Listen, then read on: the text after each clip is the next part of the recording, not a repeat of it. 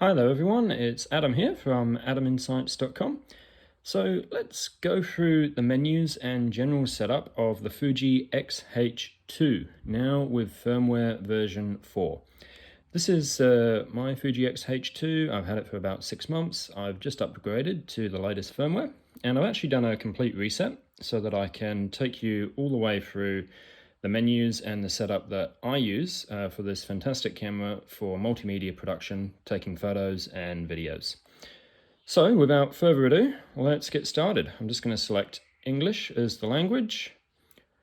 I live in the best city in the world, aka Adelaide, so I'm going to select that. Now I'm going to set the time and the date. It is currently the 15th of June 2024, and the time is 3:20 in the afternoon.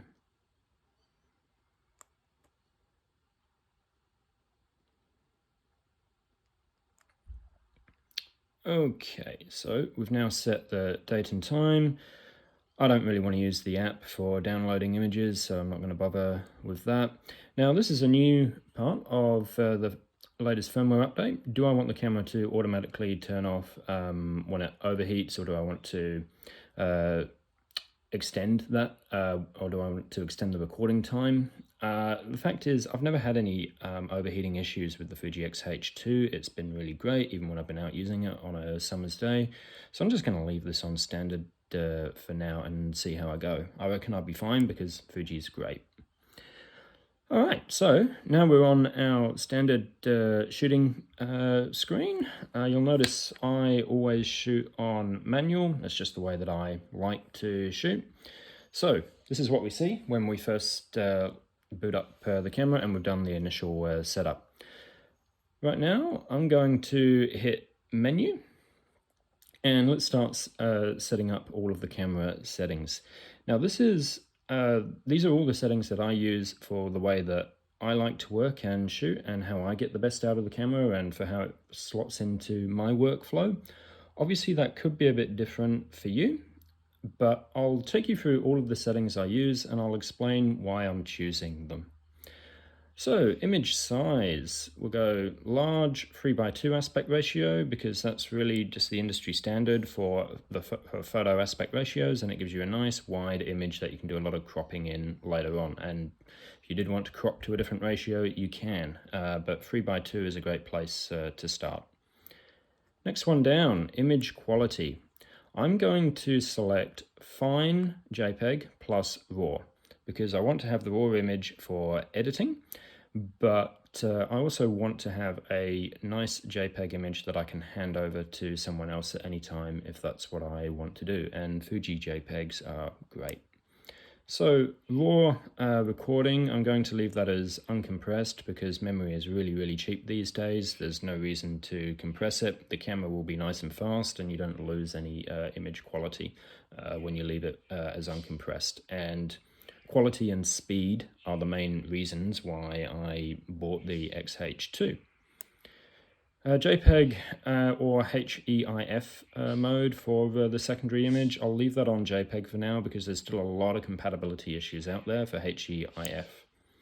Film simulation, obviously Fuji is famous for its film simulation modes. I'm going to leave that as standard for now because I am shooting RAW, but I'm also going to show you a really fast way to get around to the film simulations later on if you do want to play around with them without having to mess around in the menus. Because if ever I was to offer a piece of feedback to Fuji, it's that their menus are so complicated and long to get through. I only ever want to visit them once, and then I want to be able to access all of my other settings really quickly, which is what I'm showing you how to do in this video. So I'll leave that alone for now. Grain effect. I don't want to add any unnecessary effects to my images before I get the chance to edit them on the computer. Same with the color chrome effect, and also the color Chrome FX blue. Smooth skin, again, I can do that in Lightroom. White balance, let's leave that on auto because again, I'm going to show you a nice easy way to get around to that quickly. Dynamic range settings, I leave that on 100 because as soon as you change that, you will limit the ISO settings that you can choose later on. Dynamic range priority, I leave that off. Tone curve, color, sharpness, high ISO noise reduction and clarity can all be done to a raw file in Lightroom, so I'm leaving them alone. Long exposure noise reduction for the JPEG images, I will leave that on because that's actually really useful. Lens modulation optimizer, again, I leave that on because if I'm shooting with Fuji lenses, the camera firmware knows how those lenses might behave and where some distortions could occur, and so the camera's just going to apply an autofix to that, to the JPEG file, which is really great and useful to have. Color space, sRGB or Adobe RGB. For now, I'm going to leave this on sRGB. And if you're taking photos for printing at home or in a retailer or putting them online and just want to enjoy your own images and share them with friends, family, put them on a blog, then you should be using sRGB, I should say. The only reason to use Adobe RGB is if you're taking images that are going off for print in newspapers or magazines and you want to record colors onto your RGB file that will look more like the CMYK conversion later on for press type printing. I do have a video about that. I've posted a link in the description. Pixel mapping, this is a brand new camera, so we don't have to touch it. Okay, editing and saving custom settings. It's actually a really useful feature, particularly if you've done a whole lot of settings in your menu and you want to save them so that you can restore them later on. It's quite useful to have. Lens mount adapter. Right now I don't have any other adapters on the camera, so I'll leave that well and truly alone. Okay, so I'll just tap the shutter button. Now we can see up the top we're shooting in JPEG and RAW. In fact, to make that a little bit easier to see, I'll just put the cap on for now. Okay, how's that? That looks pretty good. That's better. All right, now let's jump back into the menu and keep going. Autofocus and manual focus settings. This is where it starts to get a lot more fun. So focus area. This is obviously where we can select what part of the image we want to focus on, but I'm going to show you a really fast way to get back to this later on. So leave that part alone. Focus mode. Now, I like to use continuous AF because I want to use rapid fire and I want the camera to focus between each of the shots that it's taking. So I'm going to select continuous. Autofocus mode, I'm going to select wide tracking. This is really useful if you are shooting continuous a lot, and I'll show you why. So let's just jump back out of the menu. If I just force focus there on my finger, you see we've got the green box, and if I move my finger around, now you can see that the camera is tracking that while I'm holding the shutter button to force focus or the back button to force focus. That is really useful, especially if you're using continuous autofocus, and it's really accurate with Fuji as well. So I leave it on that mode. Autofocus continuous custom settings, I actually leave it on multi-purpose because the multi-purpose just seems to do everything. You can choose different types of tracking if that's what you want to do, but multi-purpose just has a nice balance and it just works.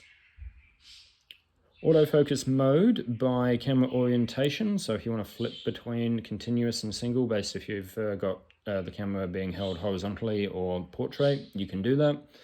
I don't really use that, but I guess it's a useful feature to have.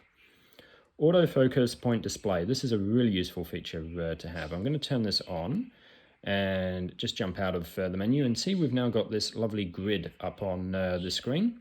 It's a really useful shooting grid, but now using this joystick, we can also move our focus square around to choose different parts of the picture to focus on. Very useful. I really love having it. So we've got 117 focus points available to us while we're using continuous autofocus. Pre-autofocus, I leave that off because as I'm moving the camera around, I don't need it constantly hunting for focus and using the battery. Because again, a little bit of feedback for Fuji, the battery life on the XH2 is not great. So you do need several batteries with it. Autofocus illuminator or the torch, I leave that off because I don't need it wasting the battery, and Fuji's sensitivity in bad light is really good anyway. I don't really need to worry about face detection or subject type detection because I want to be able to tell the camera what part of the image that I want it to focus on. So I don't bother with all of that stuff.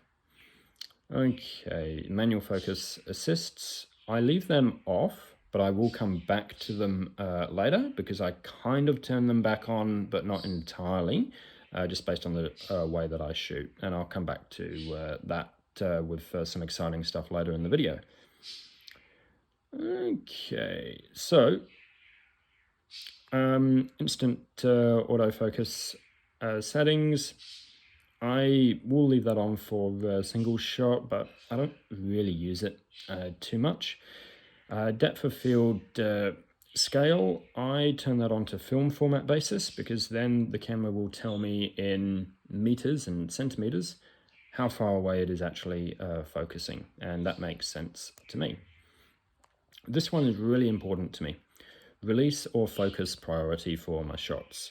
I turn both of these on to release because I do tend to flick over to manual focus sometimes, and also I want to use back button focus.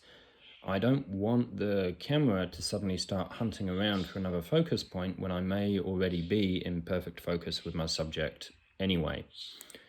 Okay, touch screen mode, I turn that on to autofocus. That's really useful because if you're taking a portrait or something, you can just touch the screen for what part of the picture you want to be in focus. It's a kind of a cool feature to have. Okay, moving down to the shooting menu.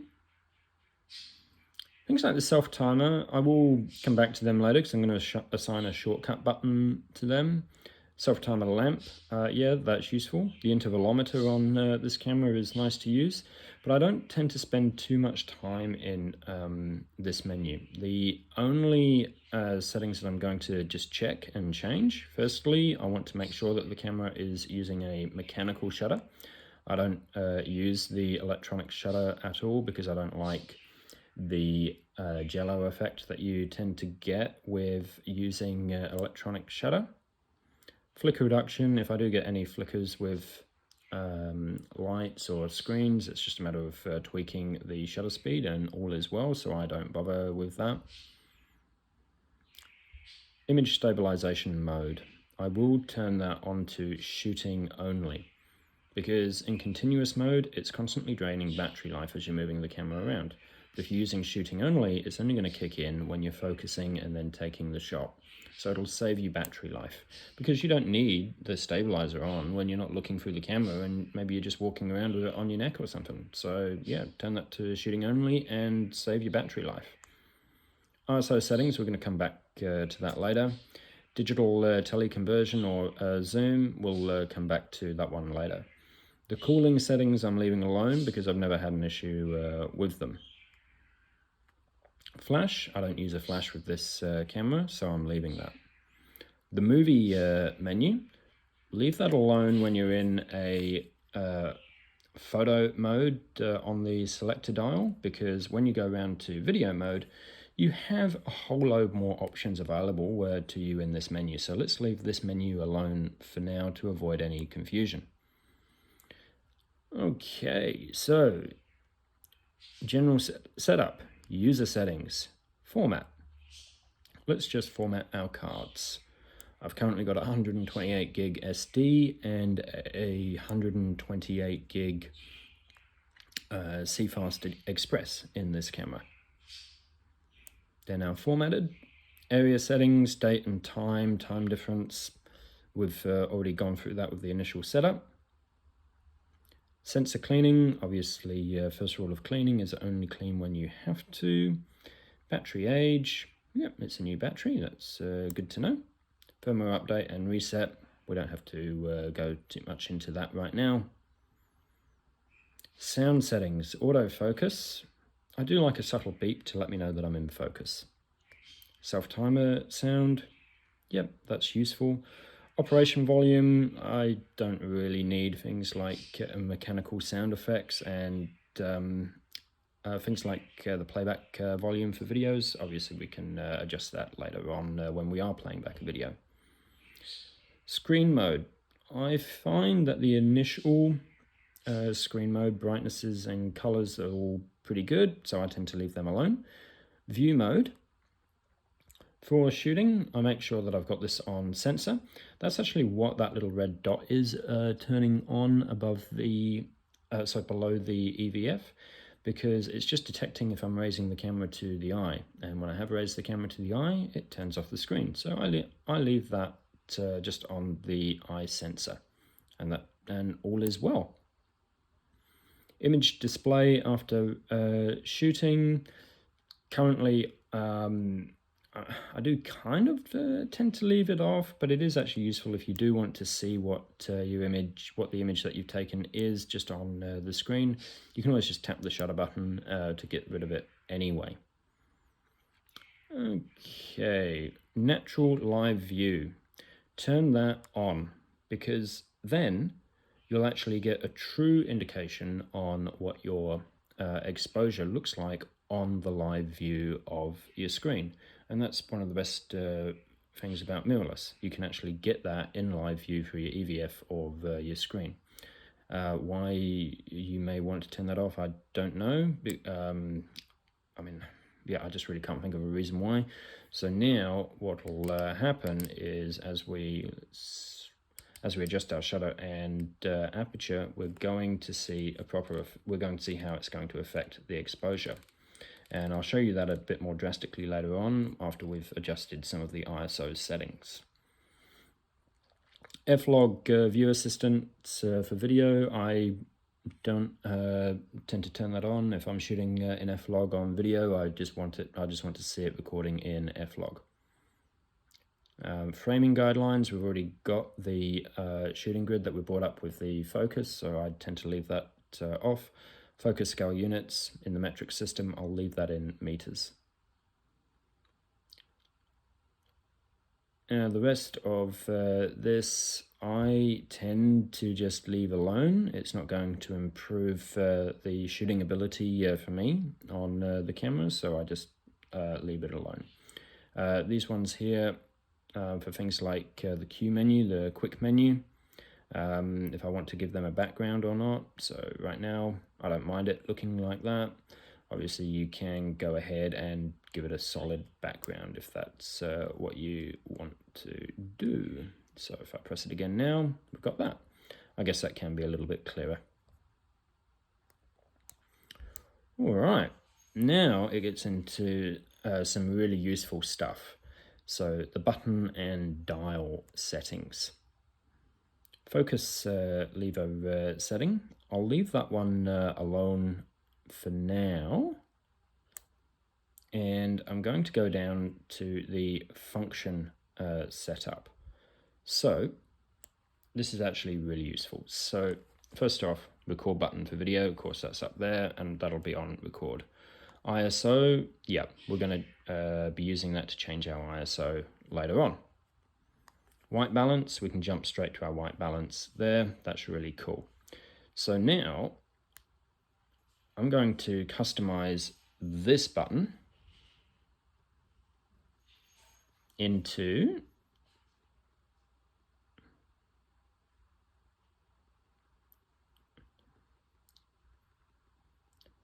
wow, that's a big long menu, isn't it?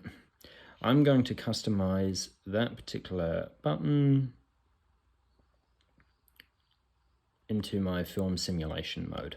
So now I just have to tap that button and I can change my film simulation. So I don't have to go back through the menu for it. So remember previously we had to go all the way back through the menu for that. Now I can just tap that button and that's what we get. So now let's go over to here, this front button on the camera, just around, sorry, there, to turn on the artificial horizon to tell you if you're level or not. That's actually a really useful feature. I love it. Now down here, if you're coming from Canon or Nikon, obviously that is where your focus settings are. But we're going to be doing some more advanced stuff with the focus. So I'm actually going to change this to just be my self timer button, because I don't use the self timer too much, and I actually want to have 3 other buttons available for focus settings. Okay, so now I want to customize this button here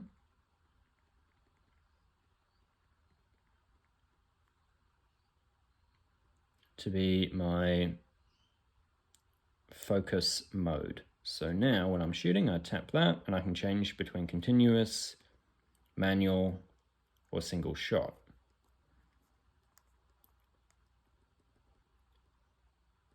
Now I'm going to change this one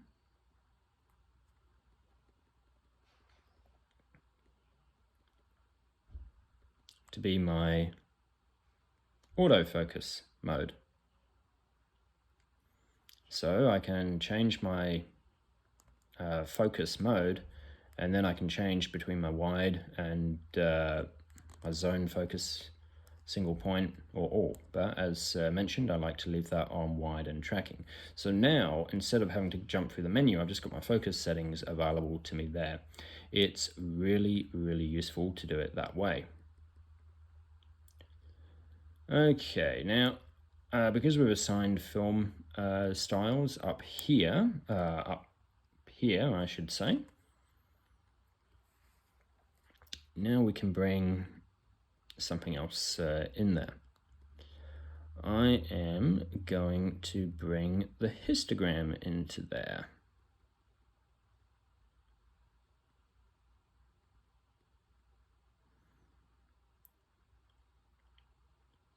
So let's get all the way down to my histogram.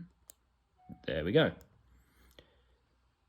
And now this one here, performance, yep, that will make sense, and we'll come back to that shortly.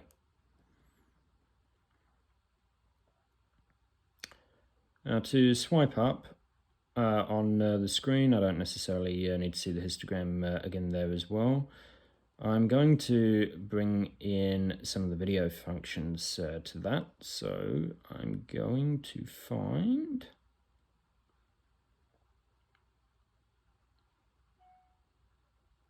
mic adjustment, because that's a useful feature. Now, I don't really need the depth of field preview there, because I am on natural. I am on the natural live view. So I am going to bring in something that's going to be a bit more useful to me with video, being the zebra controls.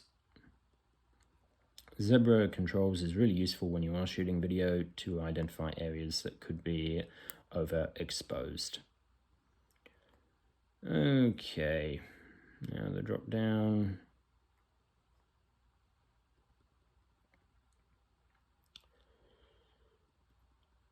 What else could we put there? Is there anything else that's going to be useful to us? Probably not, to be honest. So, yeah, we'll leave that one alone. We'll leave that one alone. Yep. Okay, we're all good there. Zoom lens ring controls, I like to leave them alone because they just seem traditional the way that they are. Everything else seems fairly traditional. One of the last settings I'm going to make here is the shutter autofocus, because I'm going to turn that off because I like to use the back button focus.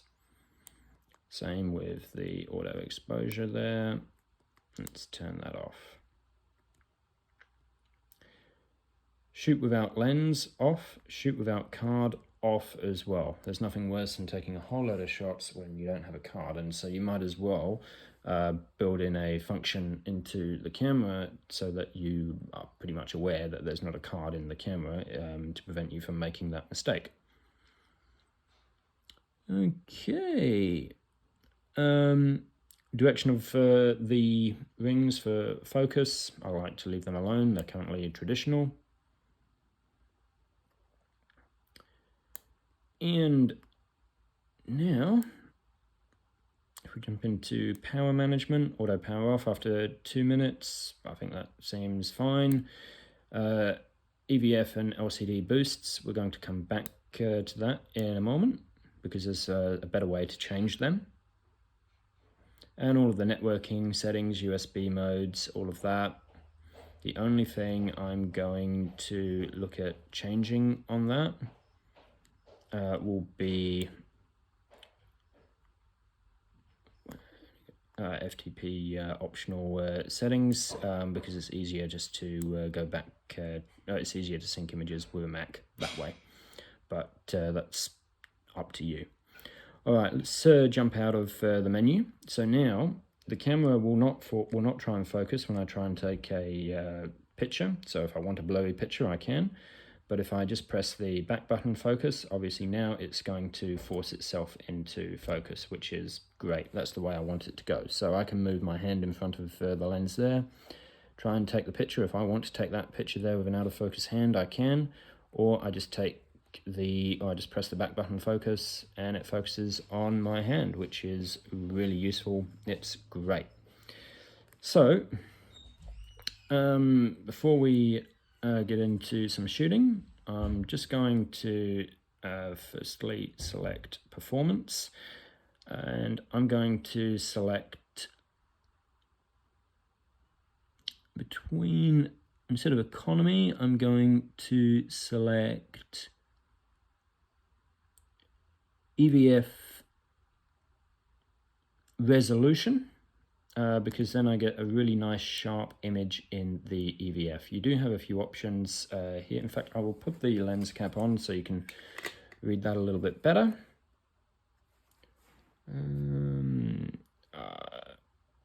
The joys of trying to record this on your phone. Well, I'm just going to change that to performance mode, resolution priority for the EVF.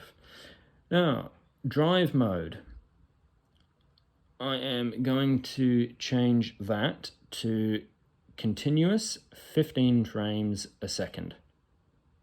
That's the way I want to use this camera for taking still photos, so continuous shooting up to 15 frames per second.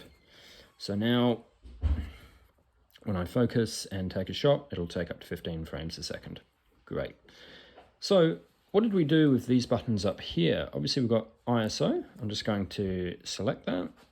And I'm going to select ISO 200. That's a nice place to start. And you'll notice now the image on the screen looks quite underexposed because we've got that nice natural live view in. If I was to tweak the shutter, now it starts to brighten up. That's the big advantage of the natural live view, being able to see things that way. And if we increase the ISO, obviously we'll see that we're overexposing it. I just set it at ISO 800 because it's starting to get a little bit dark here now.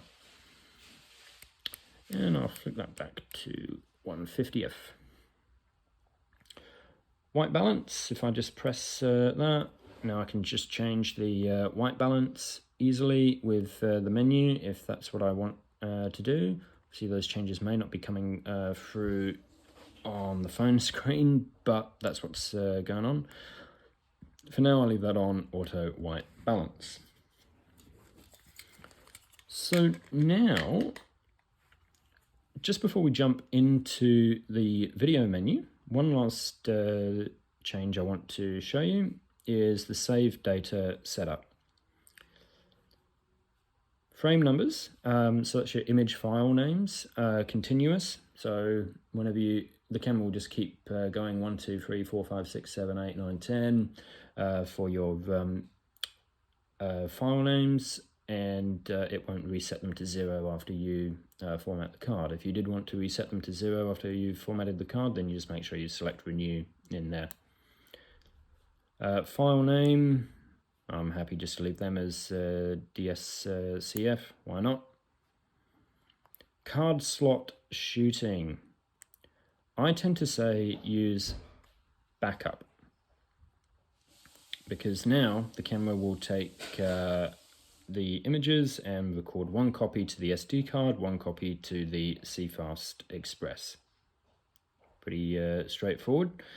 You can use separate to put your RAWs on one card and your JPEGs on another, or you can use sequential. I recommend going for backup. But if we do select sequential,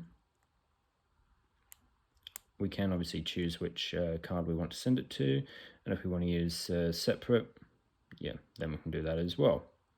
Let's leave it on backup for now, because that does mean that you're protected from accidental erasure or things like that. Copyright info, if you want to enter in your details, you know what, I'll just do that.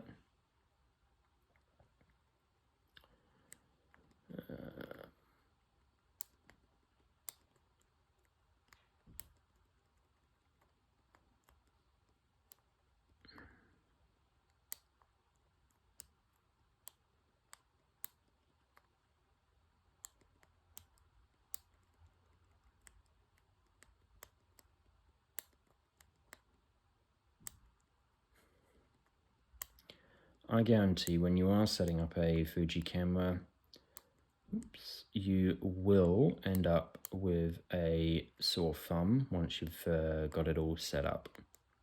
But it's okay. What I'm showing you here should mean that you can stay out of the menus for most of the time when you own the camera. AdamInsights.com set. Copyright info. Currently it is 2024.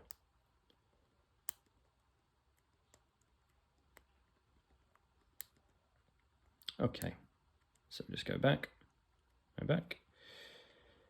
Now let's rotate the dial round to video mode.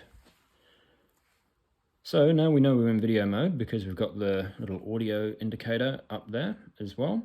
But you'll notice the camera is only sending video to one card, and I need to fix that. So let's just jump into the menus, and now you'll see we've got a whole load more things available to us in video mode, which is why I recommended skipping over the video mode menu when we're in photo mode. So firstly, movie setting list. I will actually just go back because I'm going to make a couple of other changes. Firstly, we want to shoot on manual. I always shoot manual. That's just the way I shoot. Movie mode. We can go up to 8K on here. I will probably, for now, where do I want to go? Why not?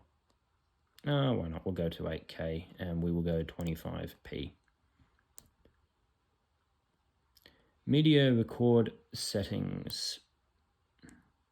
This is where it gets a bit more interesting with your cards, because the camera has a lot of different codecs available to it, and only some of them are available on both cards.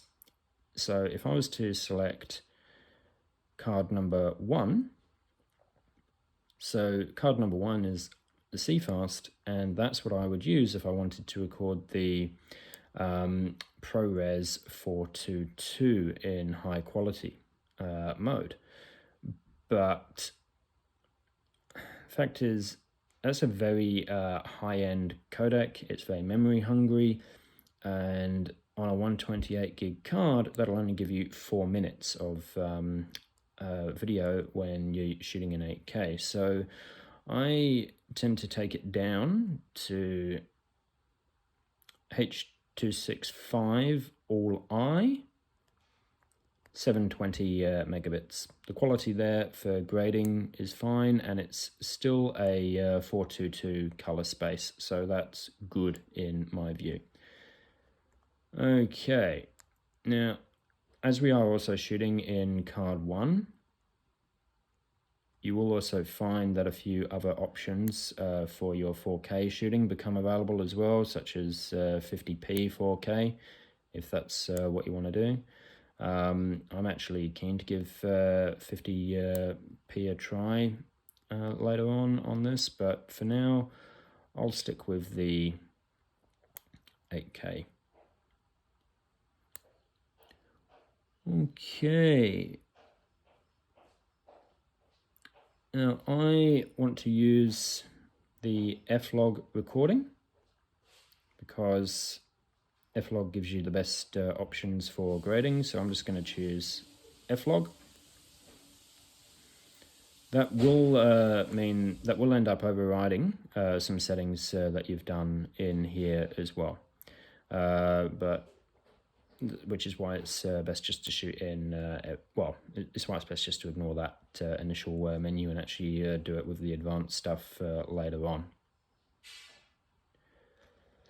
Everything else in here, so we're going to change that manually while we're shooting. Zebra, we can turn that on later if we need to with the swipe across the screen because we've already set that up. Okay, image quality. Because we're shooting in F-Log, most of these become disabled.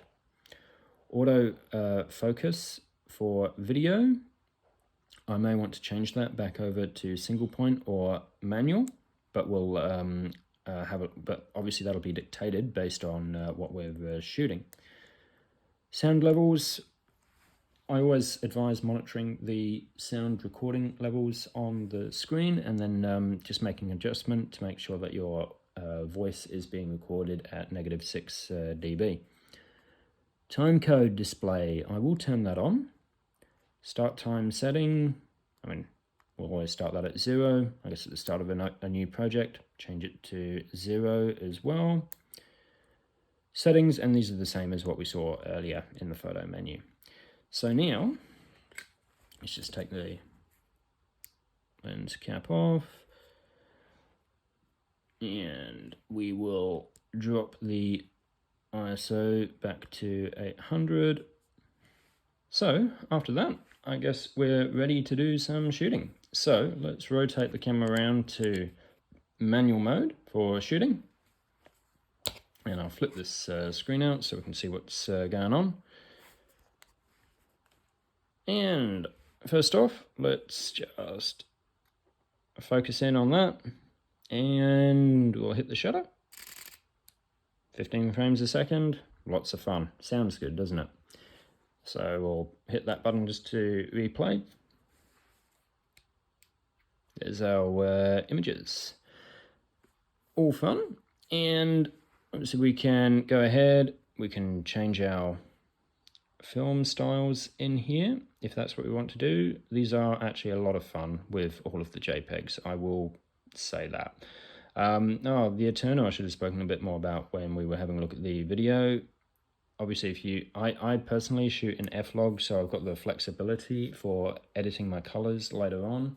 Eterno does look really nice, and I do recommend downloading the Eterno LUT as well, particularly if you're editing in Premiere. And we'll just shift the ISO around.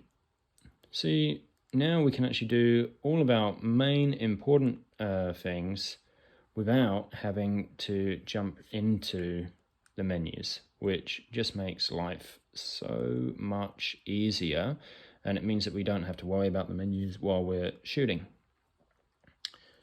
And there's our histograms as well. Cool. So let's just jump back around to video. These are really the only functions I use on the camera, the manual shoot mode and the video. So I'm just going to force focus there with the back button, but I might, for video, just bring in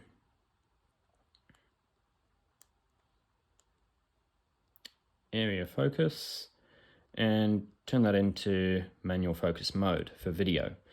Because even though that's on manual focus for video, I've now got the ability to move the focusing box around. Cool, and I can just press the back button, as you can see. Let's just show you this. I can just press the back button and it'll force focus anyway. So this is actually really, really useful. If you are shooting video, put the camera onto manual focus video mode, because you can then just select what part of your frame you want to have in focus and use the back button to focus.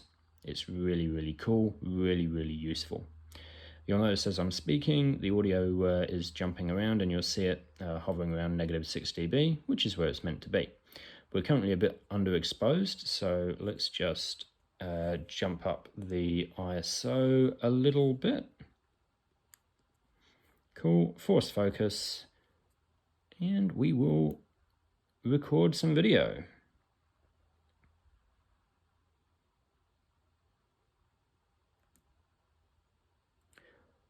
That has just gone to the first card, the CFast Express. If you do have issues with downloading images off of the CFast card, then you can copy them directly over to the SD card, which, yeah, I mean, it uses a bit of time and it does use up some battery power in the camera. The other thing that you may want to do with the save data for video,